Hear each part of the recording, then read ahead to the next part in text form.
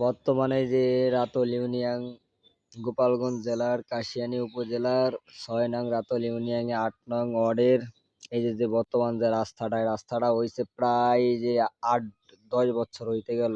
বর্তমানে এই রাস্তার কোনো কাজের পরিকল্পনা নেই এলো বর্তমান আমাকে এই যে গোপালগঞ্জের এই অবস্থা, মানে আমাকে আতল ইউনিয়নের ৮ নং ওয়ার্ডের এই রাস্তারই আমাদের এইসব রাস্তা দেখতো আমাদের এই যে এমপি এসব মানুষের তো চোখে পড়ে না। এসব রাস্তা বর্তমানে আমাদের প্রায় ৫-৬০০ জনসংখ্যার ভোগান্তি পাচ্ছে এই রাস্তা নিয়ে।